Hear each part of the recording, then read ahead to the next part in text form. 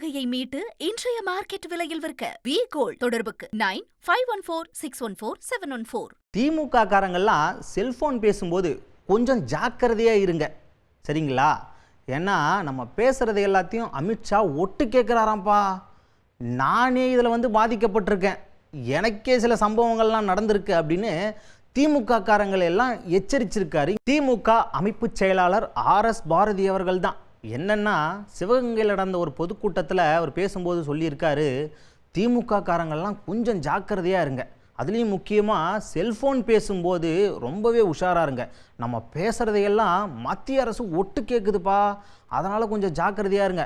இப்படித்தான் நான் ஒருத்தருக்கு ஃபோன் பண்ணேன், அதாவது கூட்டணி விஷயமாக பேசுகிறதுக்கு MLA கருணாஸுக்கு ஃபோன் பண்ணுறேன். அவர்கிட்ட பேசிட்டு ஒரு 10 நிமிஷம் தாங்க ஃபோனை வச்சு ஆகுது, உடனே ஒருத்தர் ஃபோன் அடிச்சிட்டாரு. என்னென்ன இந்த மாதிரி கருணாஸ்கிட்ட நீங்கள் பேசுனீங்களாமே அப்படின்னு. பார்த்தீங்களா எந்த அளவுக்கு நம்மளை நோட் பண்ணுறாங்க, நம்மளை உற்று நோக்குறாங்கன்னு. அதனால் கொஞ்சம் ஜாக்கிரதையாக இருங்க அப்படின்னு சொல்லிட்டு திமுக காரங்களுக்கு வார்னிங் கொடுத்துருக்காரு RS பாரதி அவர்கள். அமித்ஷா எதையும் செய்வார், கழக தோழர்கள் எல்லாம் மிகுந்த பணிவோடு கேட்டுக்கொள்ள விரும்புகிறேன்.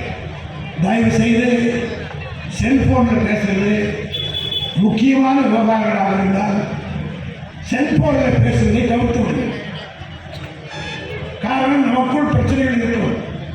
ஒன்றிய செயலாளருக்கு சேர்மனுக்கு இருக்கும், ஒன்றிய செயலாளருக்கு துணை செயலாளருக்கு பிரச்சனை இருக்கும். ஃபோன்லேயே வார்த்தைகளை யூஸ் பண்ணாதீங்க.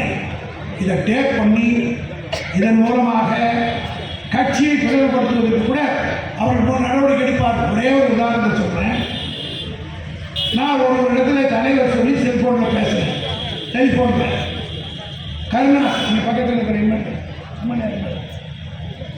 அவர் நம்முடைய கூட்டணி கட்சிக்கு வருகிறாரா இல்லையா என்று கேட்பதற்காக என்னை தொலைபேசியில் தொடர்பு பண்ணி பேசும்படி தலைவரிடத்தில் சொன்னார். நான் ஃபோன் பண்ணி பேசிட்டு வைக்கிறேன். 10 நிமிஷத்துக்கு பிறகு சூர்யா இடத்துல ஃபோன் வர்றார். ஆனால் நீங்கள் கருணாஸ் கிட்ட பேசுறீங்க, உங்களுக்கு எப்படா தெரியும்? இல்லை, நான் அப்புறம் நேரில் சொல்கிறேன் அப்படின்னு சொன்னார். IS அதாவது இன்டெலிஜென்ஸில் சென்ட்ரல் பியூரோவில் இருக்கிற ஒரு ஆள் நம்முடைய சூர்யா இருக்கிறாருக்கு. ஏன்னா அவர் என் கூடவே இருக்கிறதுனால கருணாஸ் கிட்ட தாராளம் பேசினாலும் கன்ஃபார்ம் பண்ணுறோம்.